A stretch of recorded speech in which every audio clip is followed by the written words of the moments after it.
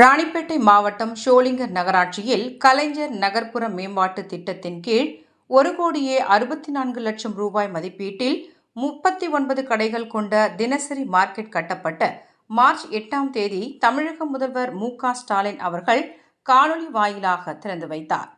இந்த கடைகளை பயன்பாட்டிற்கு கொண்டு வரும் நிகழ்ச்சி நடைபெற்றது. இந்த நிகழ்ச்சிக்கு நகராட்சி தலைவர் தமிழ்ச்செல்வி தலைமை தாங்கினார். நகராட்சி துணைத் தலைவர் பழனி, நகராட்சி ஆணையர் கன்னியப்பன், பொறியாளர் ஆசீர்வாதம், தினசரி மார்க்கெட் சங்க தலைவர் குப்பன், துணைத் தலைவர் விநாயகம், சங்க செயலாளர் சுதாகர், துணை செயலாளர் மைக்கேல், பொருளாளர் உமாபதி ஆகியோர் முன்னிலை வகித்தனர். நகராட்சி கவுன்சிலர்கள் அசோகன், சிவானந்தம் ஆகியோர் அனைவரையும் வரவேற்றனர். இதில் ஷோலிங்கர் சட்டமன்ற உறுப்பினர் A.M. முனிரத்தினம் அவர்கள் கலந்து கொண்டு ரிப்பன் வெட்டி புதிய கட்டிடத்தை பயன்பாட்டிற்கு கொண்டு வந்தார். அப்பொழுது பேசிய அவர், தமிழக முதல்வர் சீரிய திட்டங்கள் தீட்டியும் செயல்படுத்தியும் தமிழகத்தை வளர்ச்சிப் பாதைக்கு கொண்டு செல்கிறார் என புகழாரம் சூட்டினார்.